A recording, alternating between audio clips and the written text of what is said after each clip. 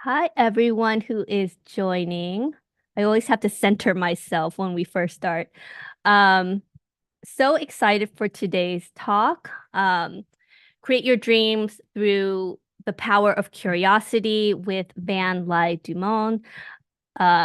Before we start, if you're watching this via live stream or if you're in the live Zoom audience, we want you a part of this conversation.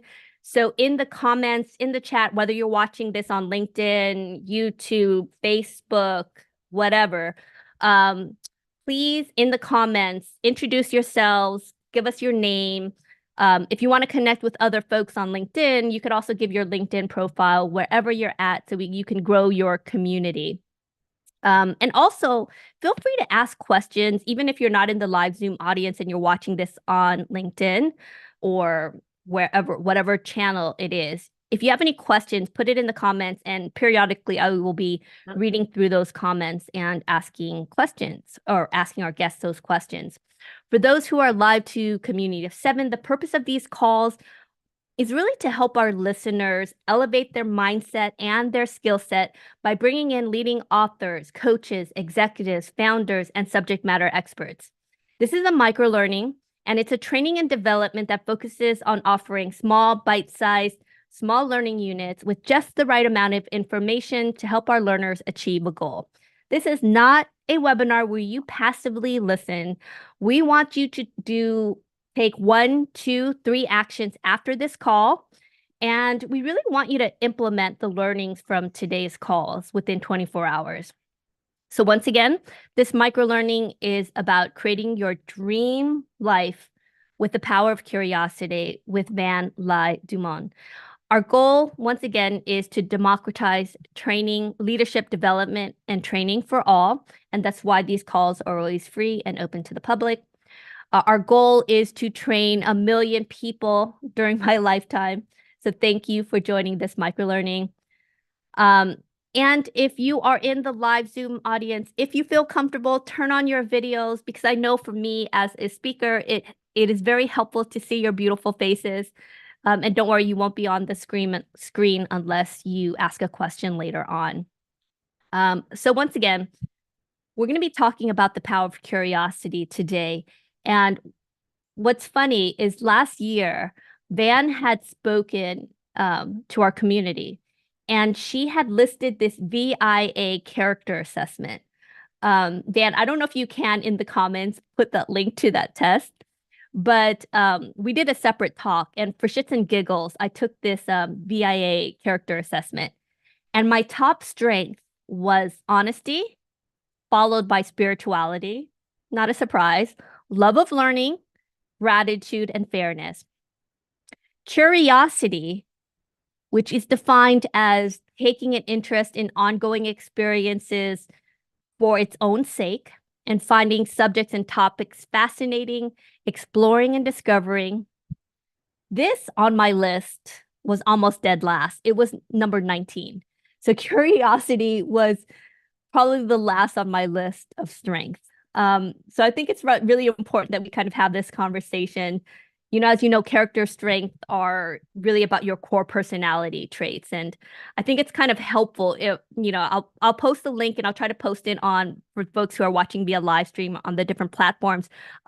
Me or someone on my team will post the quiz that you can kind of take.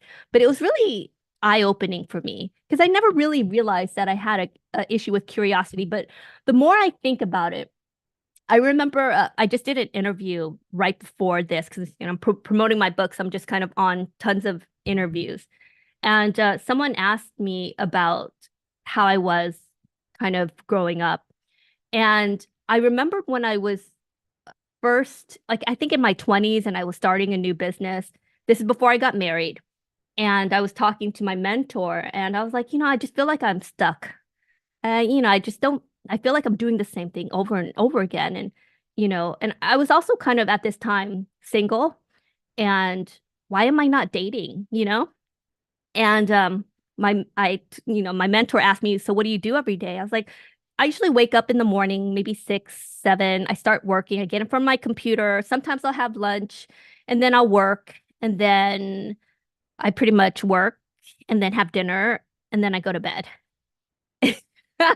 And he was like, duh. The reason why you're stuck is you're doing the same thing over and over again. And the reason why you're not dating is how are you going to meet someone if you never leave your office? And I had this aha moment, right? And I realized that I'm a creature of habit, right? I don't really like change that much. And these past 3, 4 years have literally been this roller coaster of change for me. It first started off me being forced to change when I got laid off, of course, from Fortune, for those who know my story, starting my own company. And literally, partly because I don't have the budget to hire huge teams, I've had to learn how to create a website. I've had to learn how to be my own social media manager until I could hire people, right? And so it's been this roller coaster of like forced curiosity. But in that process of breaking my habits, it's changed everything. Another thing that a really good recommendation I got in terms of change, and I talk about it in my book, Do This Daily, is that it's important for us to we think about the big changes, but sometimes it's the small changes. And I remember when I was younger, and this sounds stupid when I say it out loud, but it was really powerful for me, was I just would never eat sashimi and I would always eat the same foods. And I wonder why my daughter's like that, right? Like I always ate the same foods every day. And I realized as I got older, I was just really stuck in my ways. And so a friend said, why don't you just try eating something different? And so I started eating sashimi and I realized, oh, I really like this. And I started doing every day, I would just do something that pushed my boundaries of comfort. So if I would normally walk one path, I would take another way and just get kind of lost. And I know those examples seem small, but sometimes curiosity, sometimes change starts with the small, and then it opens the door to more curiosity and purpose and excitement. So that's why I'm so excited to have Van here today. Let me spotlight her. Oops, so sorry. Sorry. Uh, awesome. And so today I have Van Lai-DuMone. She is the author of What If Pigs Can Fly. She is also the founder of Work Smart, a progressive team development and leadership training consultancy that utilizes creativity, play, and experiential learning to evolve mindset, skill set, and behavior in the workforce. Her work is built on the foundation that we all are creative. We all have good ideas and it can come from any part of the organization. So, so excited.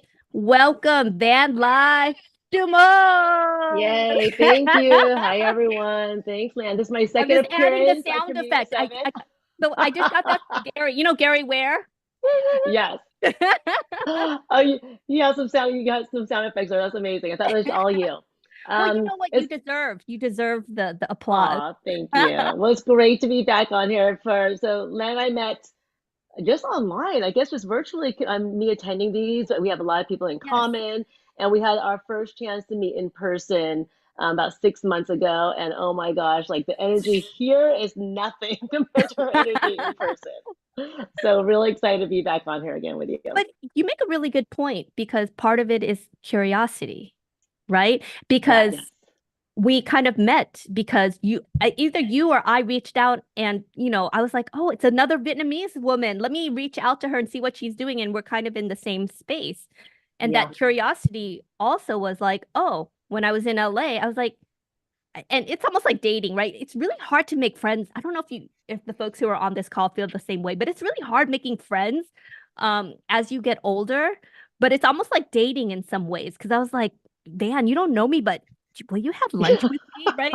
That's And right. that opened so many doors because from that, you connected me to Eric, and both of our books are published through Thin Leaf, and he's like an amazing, amazing guy.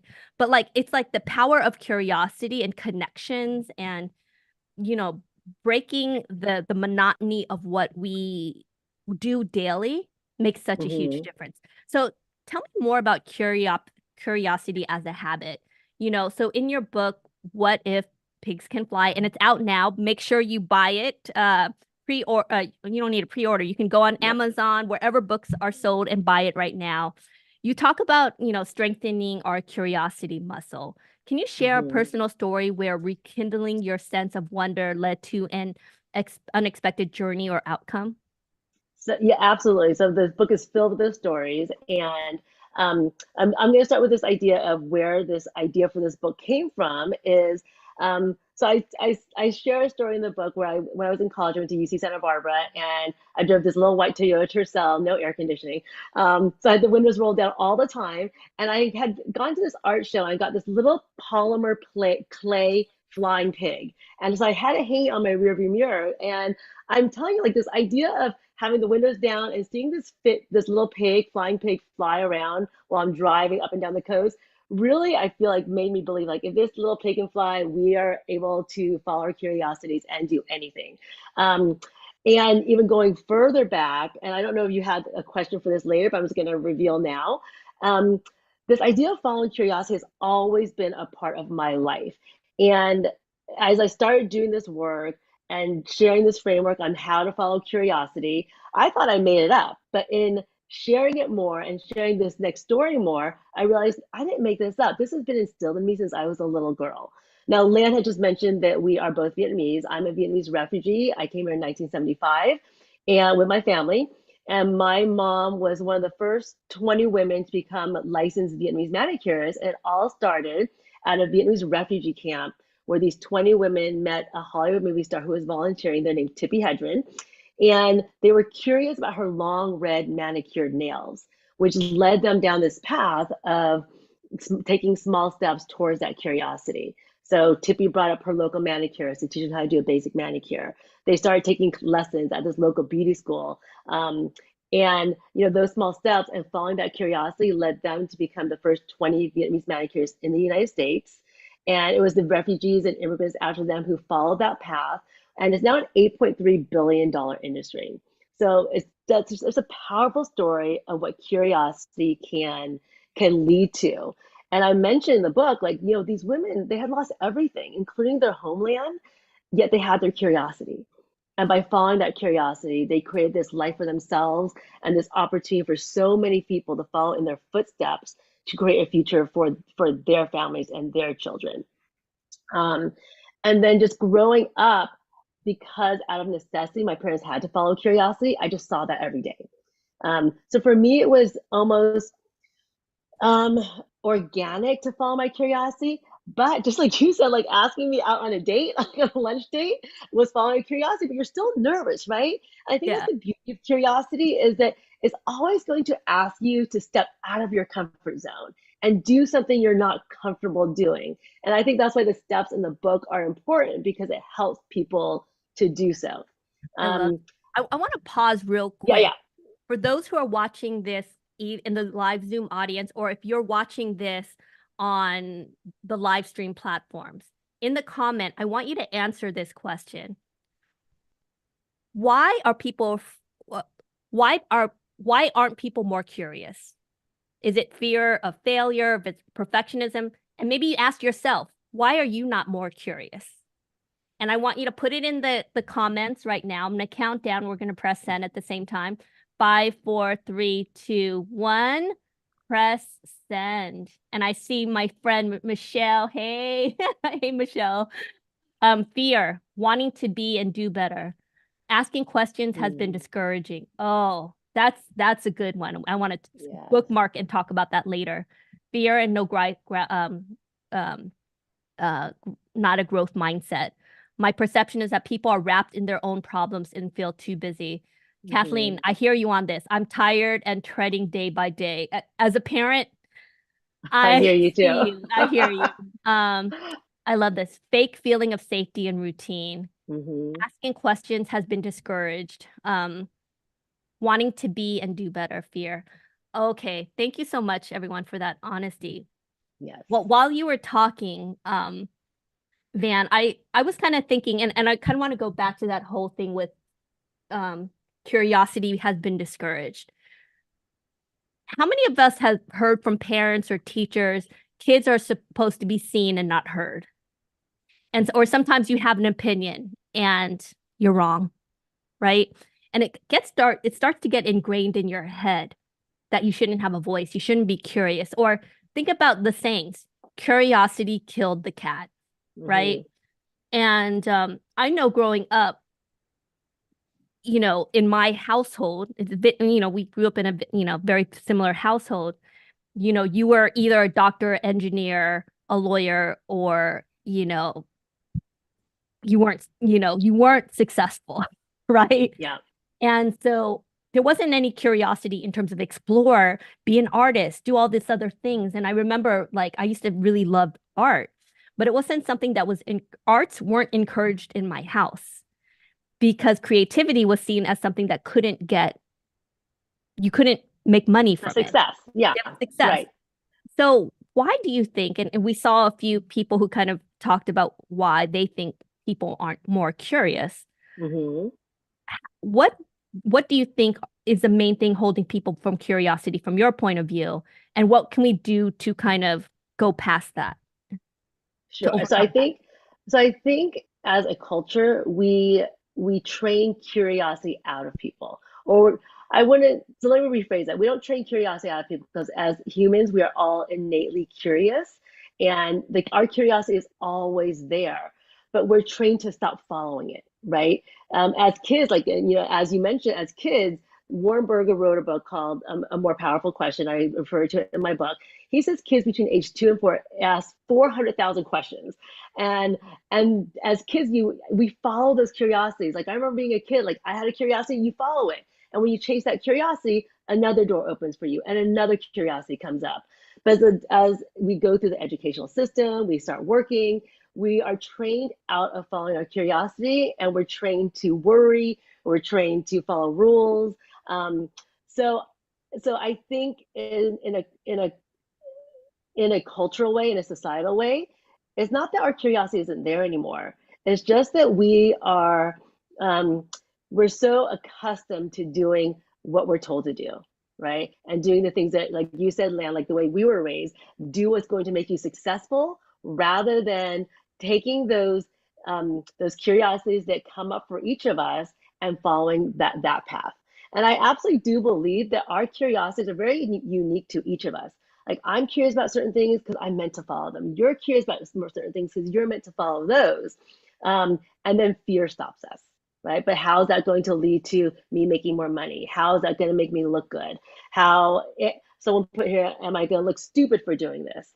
And so I think those are the reasons why we stop following our innate curiosities. And I think the way you start following again is just taking small steps. Um, this idea of trying to reach a large goal, like let's say I'm curious, like when I was curious about starting my business, it took me 6 years from it going from a curiosity to me actually taking the acts to start my business, because I was looking at this like, okay, how am I going to start this business when I've never started one before, or a business like this before? It looked too big and grand. But if I can look at that curiosity and say, well, what's one small step I can take towards that curiosity, then I make it actionable. I love that. How much do you think fear of failure is kind of tied to people not being more curious or taking more risks? Because I think about, how I kind of grew up where very much what I'm a recovering perfectionist. And Hmm. I only gravitated towards things and activities that I knew I was already good at.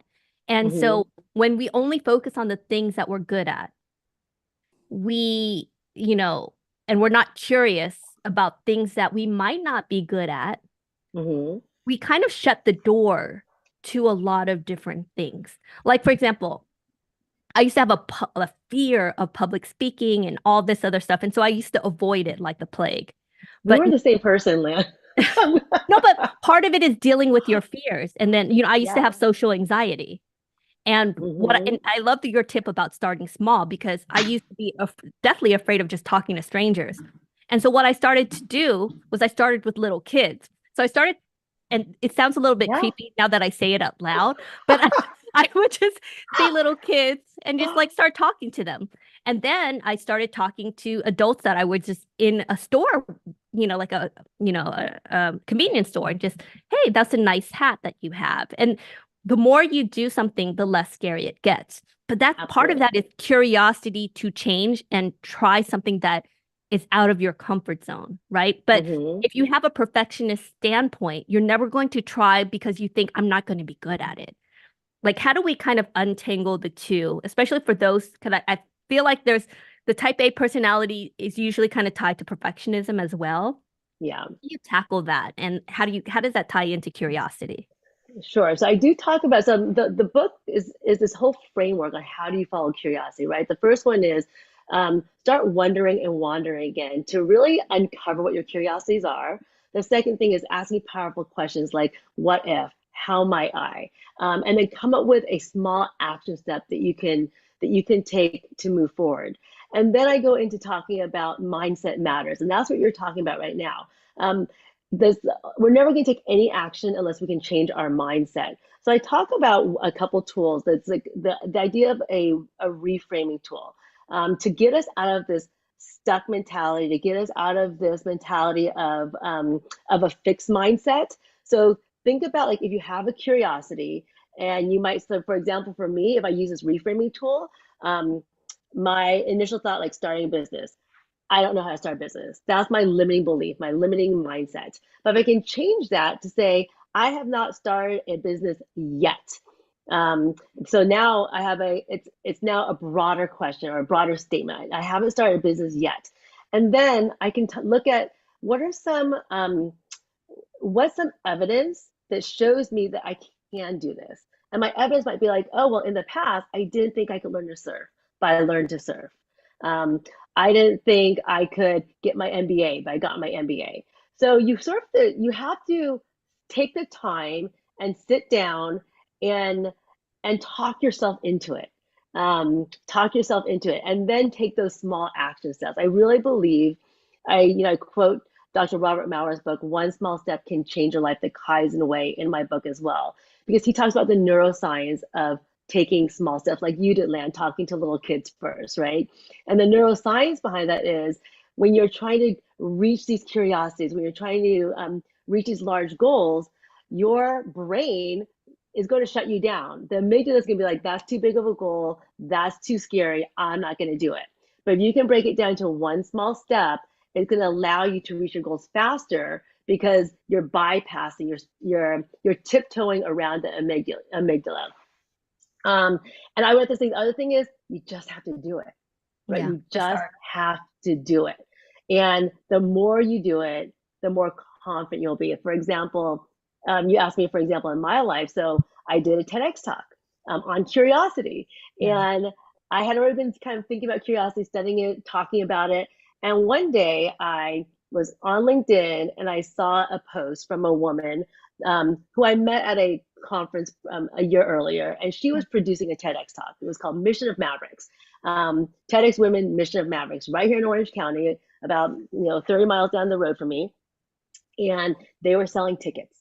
They had all their speakers lined up. They were selling tickets. So I bought a ticket, walked away from my computer. But because I had already had like this mindset, Yeah. um, this idea of curiosity in my head, I walked away and there was that tap on the shoulder. That's how curiosity show up, those whispers. And I said, what if you could talk on that stage?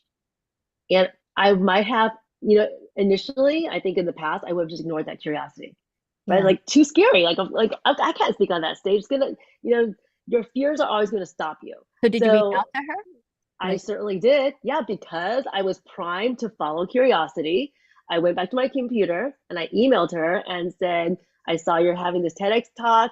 Um, this is the story I'd like to share, the idea we're spreading. And 2 days later, she reached back out and said, we'd love for you to share your story on our stage. you know what's so powerful? Because I didn't realize how hard it is to get even on the TEDx talks. You know what I mean? Because people like sometimes will apply to hundreds and not, and I was talking to Yeah. a friend about this and not get on. You literally just asked.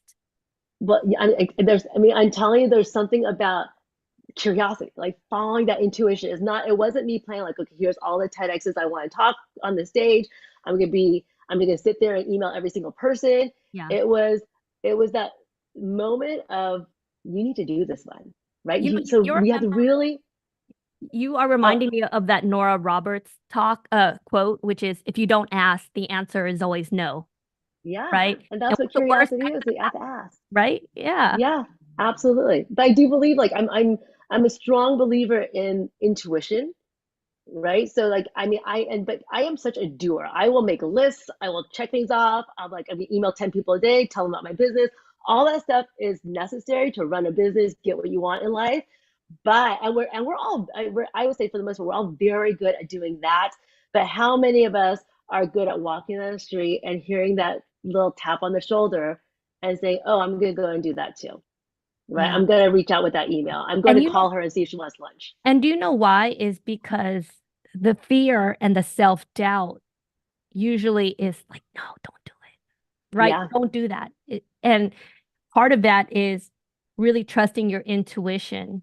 And like, I'm so glad that we had, that we met and we connected. And that wouldn't have happened if there wasn't some kind of element of curiosity and risk taking in terms of like if you think about it, all of the great things in life, love, building a career, like friendships, they all take risk. Yeah. They all take a level of just like getting out of our comfort zone, right? Yes. One of the things that I, two quotes that kind of I thought of or sayings when you were kind of talking about taking those small kind of incremental steps was, how do you eat an elephant, one bite at a time? And Uh, the other thing is really talks about the whole notion of sometimes we look at the big things like, oh, I need to start a business, and it just seems so overwhelming that we quit. But then when you look at, how do you move a mountain? Just one pebble at a time. And sometimes mhm. it's just taking those small steps and kind of chipping away at it until you start building the dream life that you've always wanted to, right? You've kind of manifested that Yes. in your ways. So let's talk about the whole notion of living a curiosity driven life. In your book, you talk about adopting new mindsets and behaviors to cultivate a curiosity driven life. What are some common obstacles people face in this endeavor, and how can they really overcome them? So I'm going to continue to go back to the small steps, right? So it's like we're not asking people to change your life, right? Do things drastically different. It's this idea of following curiosity on a daily basis in small ways. You had mentioned earlier, like Lan, like taking a different way to work. For me, it was little things like I have an 11-year-old son who we go on walks, and I just noticed that I was just rushing him along. I'm going on a walk with my son. Yeah, I'm still rushing him along when he wanted to stop and look at that little ant on the ground or that pebble. And it really took me it took me some time to be like, okay, I'm just going to stay here and be curious with him. So maybe for people it's not doing something grand. I talk about curiosity, it doesn't have to be this grand adventure. It could be just, I'm going to take a different route to work today. I'm going to explore a different part of the city. I'm going to eat a different food today. And that's all building that muscle of curiosity. And then as you build that muscle of curiosity, you'll find yourself naturally doing more curious things, things out of your comfort zone, out of your habits, um, and allowing your curiosity muscle to grow naturally rather than forcing it. Um, and I think it's very, I'm not going to speak for everyone on this call, but it's very difficult for, I know, Lan and me to not force action. But I think just taking these moments to wonder and wander, physically and in your head, allows for curiosity to tiptoe in, Yeah, and then because pay attention to those. it's really hard to even be in the zone or to be in creativity when you're just doing. You kind of do need that kind of space to whether you're meditating or, you know, not in constant motion to pause. Like for Mm, me, especially during the pandemic, just walking in nature was so important and just being outside. So yeah. I want to read some of the comments on the post. Hulya, we're conditioned to constantly be thinking about how we're going achieving something and invariably consider it difficult. Good one. I love that. And Holia is going to be speaking in a few weeks too. Sonia, a free fall into the unknown is often motivated, in addition to fear, by financial or societal restriction. Mhm. I mean that's a good point too, because sometimes, and it speaks back to what I was saying like earlier about like feeling limited in career choices because it doesn't pay, especially in creative arts or whatnot. I think it's a little bit different now because if you look at YouTube and some of these other kind of creators, they're actually making a living through creativity. But it wasn't always the case, especially like for Mhm. those who are Gen X and Boomers. Um, and children are wonderful teachers to adults on curiosity. And Michelle, curiosity goes with being open. So true. So beyond the comfort zone, your book really encourages readers to move beyond their comfort zone. Can you share a time when stepping out of your own comfort zone brought either a revelation or a pivot in your personal or professional career? I mean, all the time, right? It's like it's just like it's incredible when you talk about it and you start thinking about your own life and how curiosity has impacted your own life. So for me, one story that comes up right when you say that is so my work is in team and leadership development through creativity. And about I would say maybe 6 years ago now, I got trained in a process called Lego Serious Play. It's a facilitation methodology that allows you to use your hands to think and draw and build ideas. And I had just gotten trained on it. I was on the forum of all these Lego Serious Play facilitators, and someone from Canada had posted on there, "Hey, there's a friend of a friend needs a Lego Serious Play facilitator to work in the San Diego area. Is anyone interested?" Can't do this. I literally just got trained. I have no idea what I'm doing. And but rather than listen to that fear and that doubt, I went for it. I reached out like, I'm curious. I'd be curious to have a conversation to hear more about this. So I reached out. I ended up having a phone call with this gentleman, the VP of operations of programming for this organization called the Honor Foundation. And the Honor Foundation works with special forces like Navy SEALs, Marine Raiders, Green Berets as they transition from military to civilian careers. And this is in San Diego.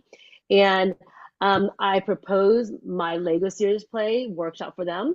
And he said, we would love to have you do this. And we would love to have you do this on transition night. It's a 3-month program. We'd like you to do this on transition night. So I went down there about a month later, threw out all my Legos on the table, all my art supplies.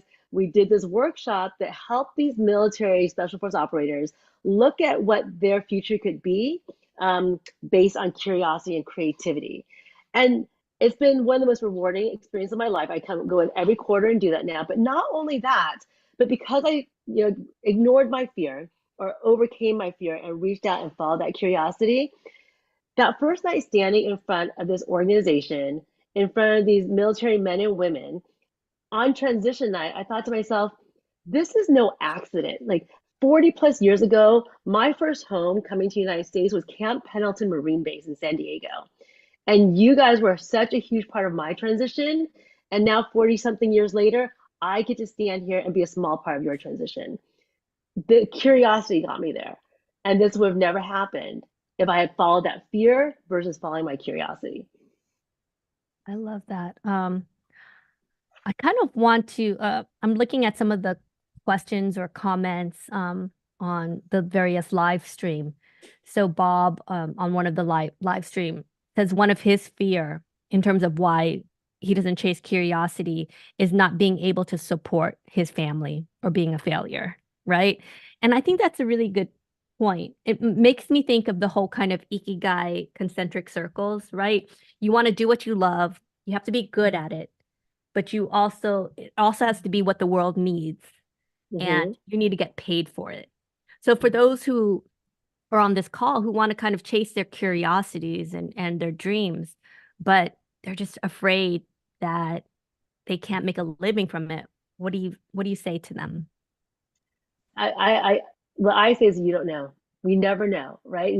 I have like my kid, like who knew that I could take my love, like just like Len, when I was a little girl, I was so creative. Like I painted things all the time, but I was always taught, you'll never make money off of this, right? There's no, like, don't follow your, like, you can't follow this curiosity. Follow engineering, law school, well, all that stuff. But look at me now, right? As an adult, I did follow that curiosity, and I found a way to use creativity as a career. Mhm. So I wouldn't, I mean, and again, it's like small steps. No one's saying give up your career and follow Mhm. your curiosity, right? But take those small steps and see what doors open up for you. I always talk about that too, is this idea that um, you don't need to know all the steps. You just need to have the courage to follow that curiosity with one small step and see what the next door that opens up for you is. Oh, you're on mute. Oh, Lynn, you're muted. Sorry, I was like, There you are. rookie mistake. Like everything, I turned off my ringer on my phone, but like everything's connected. So I have like a Mac and Oh, it like calls on, sorry guys. yeah, like exactly. So let me tell you one thing I have not gotten curious about, even though I've done a lot of Technology. Zoom meetings. Zoom meetings is I have not gotten curious about many different screens and things. I'm like, this is all I need right I know. here. It's I know it's too much. And like the thing is like everything is interconnected, right? But curiosity ones. I'm trying to get better at technology, right? So learning all of these. Oh, the Yeah. first time I did a live stream, I was so scared. Now I've done like hundreds of these, but the first live stream I did was on Facebook with my daughter Morgan, and we just got on our live stream, and like our pediatrician came on, and I was like, "Oh, we're just testing, live stream." And I started there, right? Start small, Uh-huh. and then Yep. now we have these live streams, and we reach tons of people. Our YouTube channel just reached 1 million views, which is pretty awesome. But like Amazing. it's all Congratulations. of these tiny steps, right? So Liz says, feeling so inspired. Good. She's just rediscovered her own curiosity just in the last couple of years, and now she's learning more ways in which it can be applied. Woohoo! Yay, That's Liz. wonderful. And Julia says, courage is vital component of our curiosity. I love Yes. that. So I'm going to Yes. open it up to questions soon. If you're on the live stream or the Zoom room, let me know in the comments. Let me ask you one more question before we go open it up. Sure. So here's some advice for aspiring curiosity seekers. So for someone who feels like their life is too structured, that was me probably 10 years ago, or constrained to explore their curiosities. What initial steps, and you talk about the small steps, right? Mhm. But what would you recommend to help them start them in their journey, besides the whole small step kind of advice? Like you're really just like you're really like I'm building the runway for me to plug my book. Like read this book, read this book, because it literally is like I mean it's a framework, right? It's this book was born of a workshop I already have around following curiosity. That's already guided a lot of people like how to make those moves on that because we all I bet you every single person on this call listening on live they have that thing they're curious about, but they haven't made that first move. So this book really is there's a workbook that you can download. I'll put a link in here that you get this in the back of the book. It's also you can download the workbook if you're not ready to buy the book, but it takes you through the steps, right? So what we didn't talk about, Len, is this idea of divergent and convergent thinking. So you might have a curiosity, but you're like, I have no idea how to follow this curiosity. Well, then start asking yourself questions, those powerful questions. What if? How might I? And use what I call divergent thinking as a creative problem solving tool where you just come up with as many ideas as possible. Let's say you're like, how might I work with animals for like, you're curious about working with animals for a living. And so you might ask yourself, how might I, what if I open a zoo? What if I joined the circus, right? Although I don't really like animals in circuses. What if I open start working with dogs in an animal shelter? Like just allow yourself to have divergent thinking, which means coming up with as many ideas as possible around your curiosity. No ideas, every idea makes it to the table, and wild and crazy ideas are welcome. So that's the first step. Just allow yourself to play with these ideas and get all these ideas on the table. And then the second step from that is to use convergent thinking, which is the opposite of divergent thinking.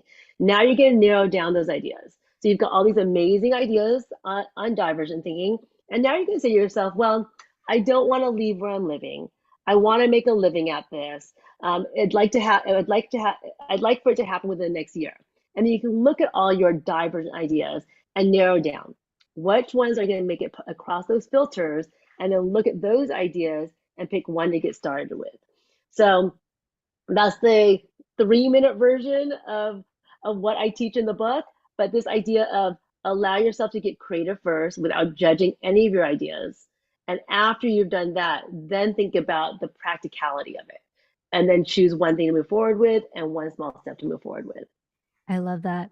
So Colleen has a kind of a comment or a question. Colleen, do you want me to ask your question, or do you want to unmute and ask your question? Or was it just an observation? Well, it's an observation, kind of a question, but I said when you said the via character assessment at the top, I was like, that sounds really familiar. And of course, I did it a month ago, and then I repurchased the report. That's a whole nother story. But anyway, it's very weird. I'm like, they let me do it again. But love of learning is the top strength for me. That's my top. That's like totally right.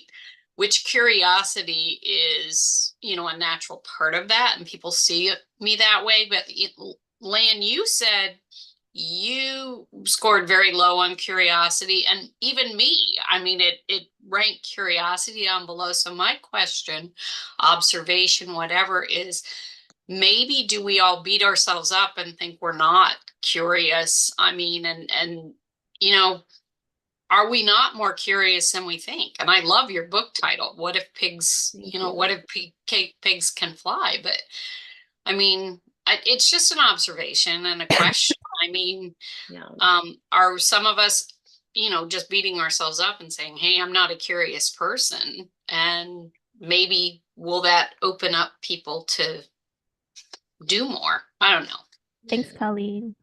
Yeah, so my response to that really is, first of the VA character strengths assessment is it'll list your 25 character strengths in the way you use it, right? So it's not saying that you're not curious. It's just like it's not something that you're actively using all the time. Although it does show up in your love of learning, that takes curiosity. So but in terms of curiosity, so again, my work is in creativity, and I always say, like, we're all innately creative, and I completely believe that as human beings, we're all innately creative. Our creativity shows up differently for each of us. Same with curiosity. As human beings, we are all innately curious, and again, similar to creativity, is there's so many studies that show how important curiosity and creativity are for little kids in their development. There is not one study that says, like, oh yes, and by the way, that ends at 18 years old, right? There's no study that says that. It's just that we as a society, most societies, stop caring or stop realizing the relevance of curiosity and creativity into our adulthood, because we get busy. We're busy in the doing and getting things done and all our responsibility. So I do believe that we are, Colleen, all still innately curious. And what this book and other teachers of curiosity are trying to get us to be aware of is, like, how do we just tap back into that? Because it's still there. Got it. And it reminds me too, just like, I was just reading a study that our brain is really neuroplastic, and that we can actually, there was a time when scientists thought that the brain stopped growing at a certain age. But what they later found out was that you can your brain can actually grow the more curious you are, when you try different things. And, especially for those who kind of follow me and know that my mom has advanced stage dementia, it's one of the things I'm kind of working against, where I'm really trying to kind of try different things, be more curious, because I feel like my life almost depends on it, right? 100%.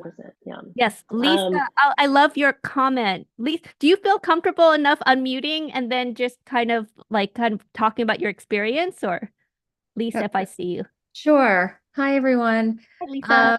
Yeah, so I think sometimes those of us that sort of where curiosity sort of feels like a sort of a scary place or unfamiliar or fearful, I personally went through just some changes, and it sort of felt I was sort of forced into being intentionally curious, which I always have been, but always a little bit more, I would say, like on the more introverted side. So I would always kind of shy away from things. But I have to say that as I started small and started meeting people and talking about different areas that I was sort of interested in, or learning about other people and what jobs they had. And for me personally, that sort of sparked like new ideas that I didn't even really know, like areas of interest, learning new things. And I think sometimes it feels like such a big like challenge to sort of start, but I think starting small and having conversations and even just being here today is a great start to sort of, begin your curiosity journey. Thanks, Lisa. And Yeah. as an introvert, I know it's kind of like, oh my God, she's putting me on screen. But I always follow Lisa on LinkedIn and stuff, and I'm so happy to see her on here. But part of that is doing what you're uncomfortable with, right? Like the fact that, if you told me this 20 years ago that I would be on a call with all of these people talking, I would be like, you're crazy. But you have to start, and the more you do it, the less scary it gets. I always think about, the whole notion that your body doesn't know the difference between fear and excitement. So before you do something, like before public speaking, I tell myself, I'm so excited. Even though it's really fear, I'm so excited. This is going to be so great. And your mind brain kind of changes. And then the more you do it, I actually do get excited doing public speaking now, but it becomes like habit, right? Anybody else on the call have a question? Donna, let me spotlight you. Questions? Hi, Hey, this Donna. is wonderful. Curiosity is, well, it killed a cat. It definitely keeps us women alive, and men, of course. I'm sorry. Didn't mean to exclude.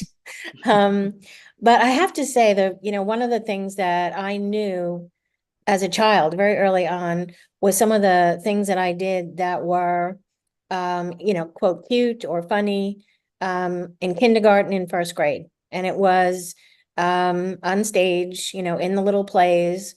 And as I was, going through school, that you have some kind of a flair for singing, dancing, music, etc., acting. And the biggest thing was speaking. What do you have to say? What is it that how can you help somebody? How can you inspire someone? What can you bring, to them? And the first time I was invited to present on something, just as we were talking about, I was scared to death. At the same time, I was excited because I was like, wow, I get to, I'm going to say something. And, as much as you prepare, I think when you have that within you and you have also a curiosity about, I wonder what it's like to do this. It is such a combination. I'm sorry, I'm talking with my hands. I do that while I'm in front of people too. I can't help it. I do it on Zoom. Okay. The problem with but- the Zoom filters, your hand disappears and it just they're here. What I found, and I don't want to bring in a religion in, but it's sort of a spiritual thing, I guess, not just some people could look at it as religion, but when you start to present and you are really you have that, you're fulfilling your curiosity, you're fulfilling a passion, you're doing something that also someone asked you to do. There's something that happens where it's almost like there's this, I'm sitting there and I'm talking, and I'm looking, going, where's that coming from? Is that me speaking? Did anyone ever have that happen where you honestly are, you're talking and you are thinking there's someone like coming through? Well, I mean, I think a lot of people, let me thank you so much for that that observation, Donna. So I mean, I think what she's talking about really is the whole notion of being in the zone, right? Or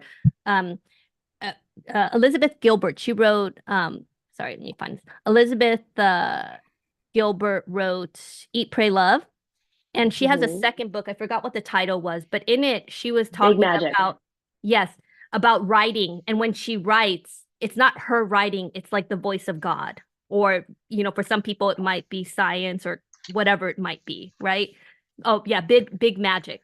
So and I think Donna was kind of alluding about that too, about, you know, this bigger thing when it comes to curiosity. Maybe it's like energy, or, you know, well, what are your kind of thoughts on that? Well, that's an interesting that you brought her up, because if I was going to read anything today, I actually marked something I wrote about Elizabeth Gilbert, and it says in her book Big Magic, Elizabeth Gilbert refers to ideas as having consciousness and will. These willful ideas fly around seeking human partners to bring them to life. And I propose that these ideas often come to us in the form of curiosities. So this idea that, I mean, I love what you were saying. I think it was Donna. That what you're talking about is like, I do believe, like, when we follow our curiosities, our natural curiosities, the universe has your back, right? And that voice thing, whatever it is, that in that flow, when you follow your natural curiosities, the universe has your back, and it's going to send you signs that this is the direction you're going into. You're going for it. And that's why I feel like small steps are great, because you just take that small step, see what else opens up for you. Yeah, just you talking kind of reminds me of this whole notion of like faith, right? You know, whether you believe in God or not, I mean, I'm kind of more geared towards my faith, or the power of my faith, as the test kind of showed, the VIA test showed. But like, I noticed, you know, in the beginning, you kind of talked about self-doubt and the inner critic. And I feel like when you're talking to the inner critic and your doubt and the no's, you're really kind of hindering that inner wisdom from speaking to you. You know, I think of that quote, jump and the net will appear. And jumping, when you really don't know what's out there, can be scary. But jumping is really the process of betting on yourself and knowing that whatever might be kind of lying in the future for me, I know I am capable. I know that, for me, I know that God has me in his or her hands, and my faith is moving me forward, and that it will work out in the end. I mean, that's just my interpretation of faith, but it's just this notion of like letting go of the fear and kind of leaning in to the possibility and just really betting on yourself. Absolutely. And that's like this idea, like the tagline of the book is a practical guide to follow your curiosities to achieve impractical possibilities. So following curiosity will always lead to a new possibility, right? And it takes action. You can't just be a curious person, because as we've already stated, we are all innately, as human beings, we're all curious. Yes. But what separates the people who create possibilities for themselves are the ones who have the courage to take the steps and the actions to follow those curiosities. I love that. And Nancy Spears says, curiosity is a form of generosity. And when we are generous, we take the spotlight off of ourselves and onto another. Oh, that's beautiful. That's beautiful, Nancy. So much easier. You know, that is so true, Nancy. I was just even thinking of the whole notion of, I've always been like a behind the scenes kind of person, being an introvert. And I never kind of, as Lisa mentioned, I never liked being in front of the camera and all this other stuff. I was always a person behind the scene, making everyone's presentation and PowerPoint decks. And I was like running the business, right? And I was like, I don't really need to be on stage. I don't really need to do all that stuff, because I'm the behind the scenes person. And there was a paradigm shift for me when the pandemic happened. And it actually was 2 or 3 things. One was seeing my mom slowly dying of dementia and me thinking, who's going to tell my story? How is my daughter going to hear my stories? Was one. Number 2 was just this notion of, if service is important to me, I need to elevate my voice so I can help more people. So that was the whole reason why I started posting daily on social media. Not that I wanted the limelight, because I still feel a little icky sometimes when you like just posting about myself. But I was like, how can I help one person reading this post? Kind of to what Nancy was saying. And that helped open things, because if you can't do it for yourself, do it for someone else. And I think that was a really powerful thing for That me is powerful. personally. So we might have time for one question. If does anyone have a question on the Zoom link? T says, following curiosity will always lead to possibilities. I love that. Are there any other kind of questions? No? Okay, so otherwise, I will kind of close this up. Van, tell us where we can find you. Of course, everyone on this call should go on Amazon, Barnes and Noble, buy Van's book. And after you buy the book and you read it, you're going to love it. Make sure you comment, because that's how we give give a review, because that's how we love our authors, through our reviews, and so that other people can see them in the algorithm. Nadia just bought her book. Woohoo, book ordered. How else can we help you? How can we find Thank all that other you. stuff? Yeah, so tell us, Van, how can we help you or find Yeah, you? so sure. So I posted my my link from my Work Smart Advantage website on there, so you can find me there and read specifically about what a pace can fly, and connect with me on LinkedIn. I'm like, again, like I think if you're like looking for a small step to get curious and connect with me on LinkedIn. I always post a lot of information there around curiosity and creativity. And I just like, I love this work. And the more people in this world, how you can help me is to follow your curiosity. Because I do believe that the more people in the world who follow their curiosity individually will feel more like we're making an impact, that we'll feel happier, and then that impacts everyone. So that impacts the community. So start with the micro and it'll impact the macro.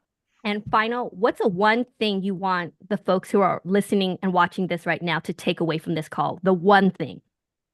The one thing is the small steps, right? If you can focus on one small step you can do, like I was saying in the very beginning, in the next 24 hours to follow your curiosity.